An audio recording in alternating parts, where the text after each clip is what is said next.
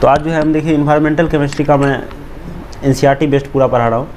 अगर 25 मिनट में मैं पूरा इन्वायरमेंटल केमिस्ट्री ख़त्म कर दूंगा। इसमें क्या है कि अगर आप जेईई मेंस का एग्ज़ाम दे रहे हैं या नीट का एग्ज़ाम दे रहे हैं तो आपसे सवाल गलत नहीं हो सकता, मैं इतना दावा के साथ कर सकता हूँ। और बात रहा एडवांस का, अगर एनसीईआरटी से आता है तो ठीक है, नहीं तो फिर कोई बात ही नहीं है।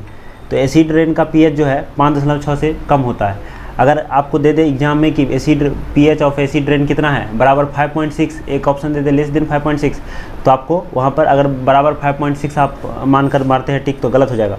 फिर दूसरा चीज़ है BOD of clean water. Clean water का जो बीओडी होता है वो 5 ppm से कम होता है, ठीक है, दूसरा पॉइंट। तीसरा point tooth decay. Tooth decay is caused by deficiency of fluorides. दांत जो गिरता है इसका कारण है कि फ्लोराइड का कमी दांत में, ठीक है। उसके बाद जब आप खेत में खाद डाला जाता है यानी कि फॉस्फेट फर्टिलाइजर जब डाला जाता है तो वो बह के खेत से और पानी के माध्यम से किसी तालाब में पहुंच जाता है, तो इसी प्रोसेस को यूट्रिफिकेशन कहते हैं। क्योंकि इस फॉस्फेट फर्टिलाइजर के जमा होने के कारण खेत में क्या होता है कि बीओडी बढ़ता है, मतलब वहाँ पर जो है इंक्रीज इन बीओडी होता है, पानी का बीओडी बढ़ता है। इसी प्रोसेस को क्या कहते हैं, eutrophication. Using carbamates as pesticide. जब पेस्टिसाइड यानी कि कीड़ा मारने वाला दवाई के रूप में आप जब कार्बामेट्स का यूज करते हैं तो इसके कारण क्या होता है कि नर्व डिजीज जो है इसी का कारण है नर्व डिजीज। और उसके बाद सल्फर का ऑक्साइड जो है, सल्फर के ऑक्साइड ऑफ सल्फर के कारण, SO2 के कारण, SO3 के कारण क्या होता है, रेस्पिरेटरी डिजीज होता है, सांस लेने वाला प्रॉब्लम जैसे अस्थमा, ये सब, ठीक है। फिर NO2 का कंसंट्रेशन वातावरण में ज़्यादा होता है, इसके कारण रेड हेज का समस्या आता है, रेड हेज का समस्या, ठीक है। और नाइट्रेट इन ड्रिंकिंग वाटर। जब पीने वाले पानी में नाइट्रेट का कंसंट्रेशन बढ़ेगा तो इसके कारण एक बीमारी होता है जिसका नाम है ब्लू बेबी सिंड्रोम, ठीक है। अच्छा, अगर लेड का कंसंट्रेशन ज़्यादा है पानी में और उस पानी को पीजिएगा तो इससे आपके किडनी को नुकसान होता है, ठीक है, डैमेज टू किडनी। लेड किस चीज़ का कारण है, डैमेज टू किडनी का कारण है, ठीक है। उसके बाद 10 नंबर पे आइए, irritating vapour, case of headache, chest pain, cough, dryness of throat, breathing problem. Irritating vapours, अब देखिए वातावरण में कुछ वेपर्स होते हैं जिससे आप इरिटेट हो जाते हैं, ठीक है, वो वेपर। केस ऑफ हेडेक होता है कभी कभी आप चलते फिरते, ये कारण। फिर छाती में हल्का हल्का दर्द, और फिर कफ, ड्राइनेस ऑफ थ्रोट, गला सूख जाना। उसके बाद जो है ब्रीथिंग प्रॉब्लम, सांस लेने में दिक्कत आना। ये सब किस चीज़ का कारण है, ये सब गैस का कारण है, कुछ गैस का कारण है, जैसे oxide of sulphur, nitrogen, sulphur और नाइट्रोजन के ऑक्साइड के कारण होता है। तो जैसे ट्रैफिक में जो है गाड़ी चलती है, गाड़ी से जो है नाइट्रोजन का ऑक्साइड निकलता है। फिर जो है बड़े बड़े इंडस्ट्री से, कारखाना से जो है सल्फर का ऑक्साइड, नाइट्रोजन का ऑक्साइड निकलता है। इसी सब के कारण से क्या होता है, जो इंडस्ट्री वाला इलाका नज़दीक पड़ता है, जो इंडस्ट्री के आसपास में रहने वाले आदमी, मतलब कारखाना के आसपास में रहने वाले आदमी को जो है ये सारी समस्याओं को झेलना पड़ता है, ठीक है। अब देखिए इस चैप्टर में हम आगे बढ़ते हैं। 11 नंबर पॉइंट है कि ग्रीन हाउस गैसेस कौन कौन सा है। तो देखिए सबसे पहले ozone, O3 green house gases है। फिर CH4 मीथेन भी ग्रीन हाउस गैसेस है। फिर वाटर वेपर इन्वायरमेंट में रहता है, ये भी क्या करता है, हीट कुछ ना कुछ हद तक एब्जॉर्ब करता है, इसीलिए ये भी क्या होगा, green house gases. Green house gases जो हीट को एब्जॉर्ब करता है, ट्रैप कर लेता है हीट को। तो बताइए वाटर वेपर भी तो कुछ ना कुछ ट्रैप करता होगा। ओजोन भी क्या करता है, अपने आप को तोड़ने के लिए ट्रैप करता है, तो ये भी हो गया। CH4 भी है, H2O भी है, NO2 भी है, क्लोरोफ्लोरोकार्बन भी ग्रीन हाउस गैसेस में आता है, ये भी जो है अथी को नुकसान करता है, ओजोन लेयर को। और इस तरह से जो है CO नहीं आता है। तो ये याद रखने वाला बात है कि सब तो आता है, ये सब आता है, लेकिन आपको जब सवाल में आएगा तो एक CO भी डाल देगा। तो आप ये याद रखना, ज़्यादातर याद रखने की ये कोशिश कीजिए कि CO नहीं आता है, क्योंकि ये याद रखना थोड़ा मुश्किल होता है कि ये सब आता है कौन कौन, ये याद कीजिएगा तो कन्फ्यूज कीजिएगा। इसलिए ये याद रखिए ज़्यादातर कि CO नहीं आता है ग्रीन हाउस गैसेस में। इसी तरह से फोटोकेमिकल स्मॉग के बारे में बात कीजिए। फोटोकेमिकल स्मॉग में कौन कौन आता है, ozone, PAN, aldehyde, ketone, NO2। CO और CO2 नहीं आता है। फोटोकेमिकल स्मॉग में कौन कौन नहीं आता है, CO2 और CO नहीं आता है। इसको याद रखिए ज़्यादातर, क्योंकि इसको याद रखना थोड़ा मुश्किल होता है। इसको तो थोड़ा आसान भी है पिछले वाले से। O3 पेन, एल्डिहाइड, कीटोन, नाम सुना मतलब एकदम राइम में आता है, एल्डिहाइड, कीटोन। फिर NO2, CO और CO2 नहीं आएगा, ठीक है। अब देखिए 13 number classical smog. Classical smog, London smog. देखिए ठंड प्रदेश में जिस तरह का स्मॉग पाया जाता है उसको क्या कहते हैं, क्लासिकल स्मॉग। इसीलिए लंदन क्या है, ठंड प्रदेश है, इसीलिए उसका नाम यहाँ से भी दिया गया लंदन स्मॉग। ये रिड्यूसिंग होता है। तो खुद बताइए, जो ऑक्सीजन छीनेगा वही तो रिड्यूसिंग होगा। तो SO2 क्या है, आपको ये याद रखने का जरूरत नहीं, कभी कंफ्यूज कीजिएगा तो ऐसे सोचिए कि SO2 रिड्यूसिंग स्मॉग है, रिड्यूसिंग स्मॉग होगा क्लासिकल स्मॉग। तो रिड्यूसिंग कब होगा, जो ऑक्सीजन छीनेगा। तो इसमें सल्फर कितना है, +4 ऑक्सीडेशन स्टेट में, तो इसी के पास क्षमता है ना +6 में जाने का। तो यही किसी से एक ऑक्सीजन छीन कर SO3 बनाएगा, ठीक है। तो आप याद रखिए कि क्लासिकल स्मोक कौन होगा, SO2 होगा। कभी कंफ्यूज कीजिएगा तो इस तरह से कर लीजिए।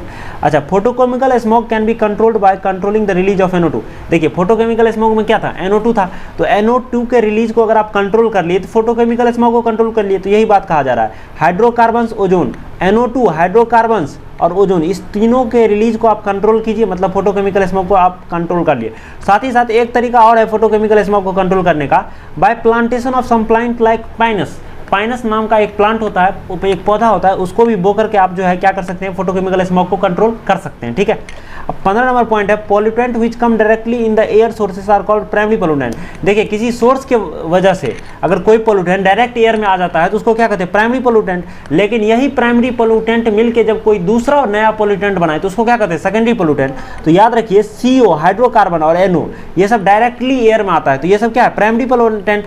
लेकिन RCO3NO2 यानी कि पर ऑक्सी एसिटाइल नाइट्रेट, पेन जो है, जिसको पेन कहते हैं, ये जो है प्राइमरी पोल्यूटेंट नहीं है। ये तीनों प्राइमरी पोल्यूटेंट है, CO, हाइड्रोकार्बन, NO, क्योंकि ये डायरेक्टली एयर में आता है किसी सोर्स की वजह से। लेकिन ये क्या होता है, ये प्राइमरी पोल्यूटेंट से मिलकर, जब प्राइमरी पोल्यूटेंट आपस में रिएक्शन करता है किसी चीज़ से तो जाके ये बनता है, इसलिए इसको क्या कहते हैं, सेकेंडरी पोल्यूटेंट। तो पेन पर ऑक्सी एसिटाइल नाइट्रेट क्या है, सेकेंडरी पोल्यूटेंट है, ये याद रखिए। इसका फॉर्मूला होता है RCO3NO2। ठीक है।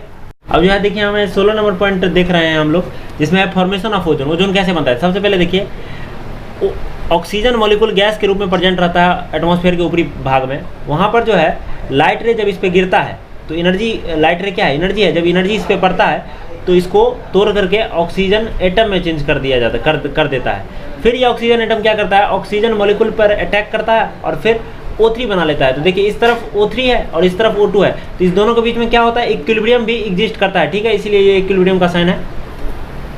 अब देखिए डिप्लीशन ऑफ ओजोन का आप मेन कारण समझते हैं कि CF2Cl2 है, क्लोरोफ्लोरोकार्बन है।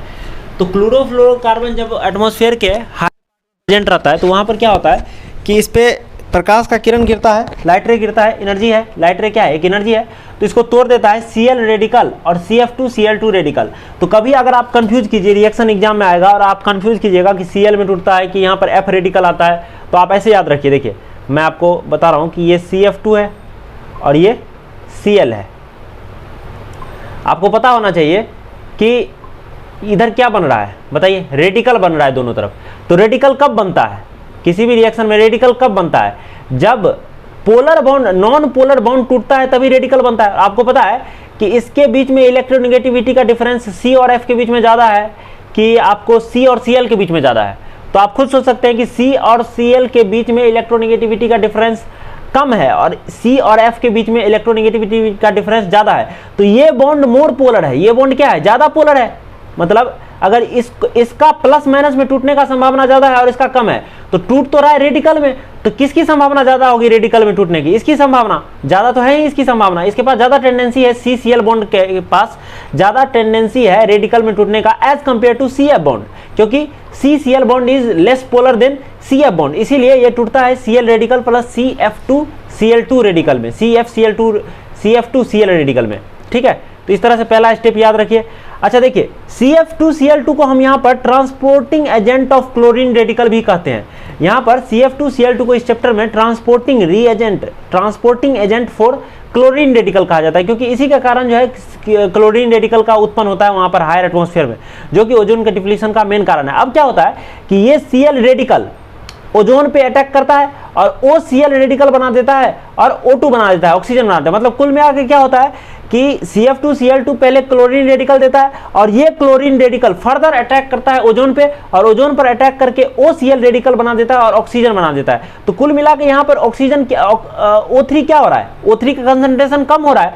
और देखिए Cl अटैक किया O3 पर और जो चीज बनाया वो चीज फिर O3 को खत्म कर रहा है। मतलब ओजोन को Cl अटैक करके ओजोन से जो चीज बनाया वो चीज पुनः ओजोन से रिएक्शन करके ओजोन को कम कर रहा है। तो यहाँ पर भी देखिए ओजोन को कम कर रहा है और फिर ओजोन को कम करके जो चीज बना वो चीज फर्दर अटैक कर रहा है ओजोन पर और फिर ओजोन को कम कर रहा है, क्योंकि यहाँ पर तो ओजोन कम हो रहा है, ऑक्सीजन फिर बन रहा है। तो कुल मिला के दोनों स्टेप में क्या हो रहा है, ओजोन का डिप्लीशन हो रहा है, दोनों स्टेप में ओजोन का डिप्लीशन हो रहा है। तो मतलब Cl और OCl रेडिकल दोनों रेडिकल क्या कर रहा है, ओजोन को खत्म कर रहा है। तो पहले स्टेप में क्या हो रहा है कि क्लोरीन अटैक किया ओजोन पर और एक चीज बनाया OCl रेडिकल और ऑक्सीजन बनाया, मतलब इस स्टेप में ओजोन का डिप्लीशन हुआ। फिर जिस चीज को बनाया इस Cl रेडिकल ने वो चीज पुनः फिर ओजोन को खत्म कर रहा है। ठीक है, इस तरह से याद रखिए इसको।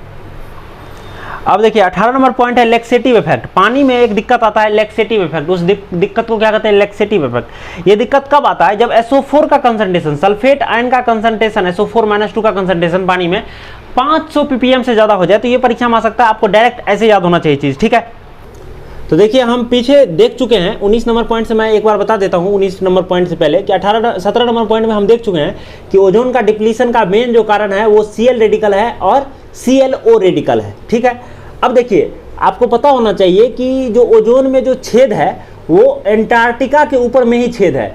तो एक वैज्ञानिक स्टडी के मुताबिक जो एंटार्क्टिका में जो ओजोन का डिप्लीशन हो रहा है वो किस मैकेनिज्म से हो रहा है, इसके बारे में एनसीईआरटी में दे रखा है, तो इसी पर हम बात करेंगे। तो देखिए क्या होता है कि गर्मी के मौसम में यो वहाँ पर जो Cl रेडिकल और ClO रेडिकल बनता था उसको NO2 और CH4 रिएक्शन करके कम कर देता है मात्रा।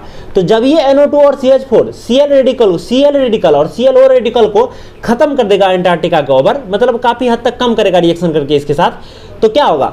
ओजोन अब जो है पहले जितना टूट रहा था ओजोन उतना नहीं टूट पाएगा, क्योंकि तोड़ने वाला चीज तो कम हो रहा है ना, है? तो वही होता है। देखिए क्या होता है कि गर्मी के समय में एंटार्क्टिका के ऊपर ClO रेडिकल NO2 से रिएक्ट करता है, ClO रेडिकल NO2 से रिएक्ट करता है और ClO NO2 बनाता है, जिसको क्लोरीन नाइट्रेट कहते हैं, और फिर Cl रेडिकल CH4 से रिएक्ट करके CH3 रेडिकल और HCl बनाता है। ठीक है, तो देखिए इसमें क्या हो रहा है कि ClO रेडिकल और Cl रेडिकल का मात्रा कम हो रहा है गर्मी के समय में। तो आपको पता है कि Cl रेडिकल और ClO रेडिकल ही क्या करता था? एंटार्क्टिका के ऊपर ओजोन को खत्म कर रहा था। तो इसका मात्रा कम हो गया, तो ओजोन का डिप्लीशन भी गर्मी के समय में क्या हो जाएगा? कम हो जाएगा। लेकिन फिर से जब ठंड का मौसम आएगा तो एंटार्क्टिका के ऊपर एक बादल जमा हो जाता है ऊपर में आसमान में, जिसको कहते हैं पोलर स्ट्रेटोस्फेरिक क्लाउड। क्या कहते हैं? जिसको कहते हैं पोलर स्ट्रेटोस्फेरिक क्लाउड। क्या होता है कि इस पोलर स्ट्रेटोस्फेरिक क्लाउड पर पानी का मात्रा रहता है, नमी है भाई, बादल है तो इसमें नमी रहेगा, है? पानी रहेगा, तो पानी वेपर के रूप में रहता है इसमें प्रेजेंट, कुछ हद तक तो रहता ही है वेपर के रूप में। तो क्या होता है कि ये सरफेस एरिया देता है किसको? ClO NO2 को हाइड्रोलाइज होने के लिए। हाइड्रोलाइज का मतलब क्या? H2O से रिएक्शन करने के लिए, क्योंकि ये बादल है इसमें तो पानी है ही। तो ClO रेडिकल को ये जगह दिया जिस पर ClO रेडिकल जमा होके और पानी से रिएक्शन करे, यानी कि हाइड्रोलाइज्ड हो जाए। तो ClO NO2 क्या करता है? H2O से रिएक्शन करके इस पोलर स्ट्रेटोस्फेरिक क्लाउड पर ठंड के मौसम में HOCl बना लेता है। HOCl हाइपोक्लोरस एसिड बना लेता है। HOCl यानी कि हाइपोक्लोरस एसिड बना लेता है। ठीक है, ये कब हो रहा है? ये काम ठंडा के मौसम में हो रहा है, और HNO3 बना लेता है। ठीक है, अब क्या होता है कि ClO NO2 साथ ही साथ ये जो HCl पहले से प्रेजेंट था, गर्मी के समय में बना था, वो भी अभी प्रेजेंट है। इसी क्लाउड के ऊपर सरफेस एरिया इसको मिलता है, जहां पर ये फिर HCl से भी रिएक्शन करता है, H2O से भी रिएक्शन करता है और HCl से भी रिएक्शन करता है, और फिर HCl से रिएक्शन करके Cl2 बना लेता है और HNO3 बना लेता है। तो आप याद रखिए कि देखिए गर्मी से ठीक पहले क्या था? इसका मात्रा ज़्यादा था, तो डिप्लीशन ज़्यादा हो रहा था। जब गर्मी पूरी तरह से आ गया तो इस चीज़ का मात्रा क्या हो गया? बढ़ गया। ClO NO2 और HCl का मात्रा बढ़ गया। अब क्या हुआ? जब ठंडा आया तो ClO NO2 H2O से रिएक्शन किया इस पोलर स्ट्रेटोस्फेरिक क्लाउड पर, और HCl से रिएक्शन करके HOCl बनाया, Cl2 बनाया, HNO3 बनाया और HNO3 बनाया।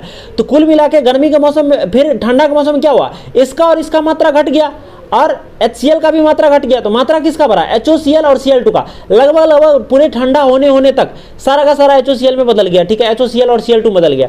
जब स्प्रिंग सीजन में, जब बरसात के मौसम में, जब बरसात आने लगता है, उसी को स्प्रिंग कहते हैं, तो जब स्प्रिंग का सीजन आया और जब सूरज का रोशनी फिर से एंटार्क्टिका पे आया, एंटार्क्टिका पे सूरज का रोशनी फिर से पड़ा, तो क्या हुआ कि ये रोशनी HOCl और Cl2 पे पड़ा। किस पे पड़ा?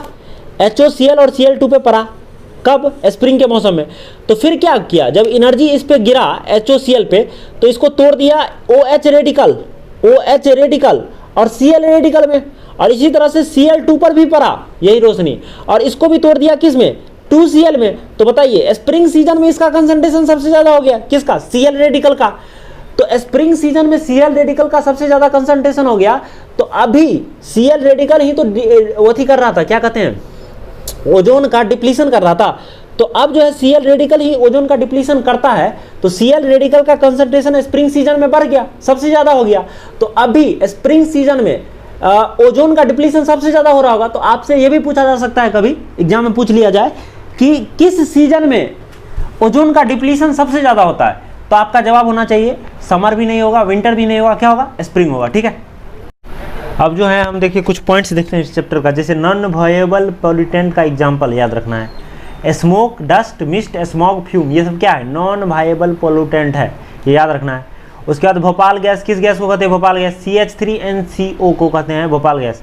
अच्छा देखिए, अब ये दो पॉइंट हो गया। तीसरा पॉइंट है measurement of dissolved oxygen that would be needed by the micro organism to oxidise the compounds is known as BOD। BOD किसको कहते हैं, ऑक्सीजन की उस मात्रा को BOD कहते हैं जो माइक्रो ऑर्गेनिज्म के द्वारा लिया जाता है, यूज किया जाता है किसी भी कंपाउंड जो वाटर में जो वेस्ट्स हैं उसको डिजॉल्व करने के लिए। ठीक है, तो ये BOD होता है। Depletion of ozone layer causes skin cancer, ozone layer के कारण क्या हो रहा है, ओजोन में जो छेद हो रहा है इसके कारण UV रे आ रहा है पृथ्वी पे, और उस UV रे के इफेक्ट के कारण स्किन कैंसर होता है, तो ये याद रखना है। सबसे ज़्यादा green house gas, maximum green house gas किस देश में रिलीज होता है, किस देश के कारण रिलीज होता है, USA, ये याद रखना, United state of America, USA के कारण होता है। ठीक है, तो देखिए हम तो ज़्यादा बोल दिए 25 मिनट, 15 मिनट में ही हो गया चैप्टर खत्म। ठीक है, धन्यवाद।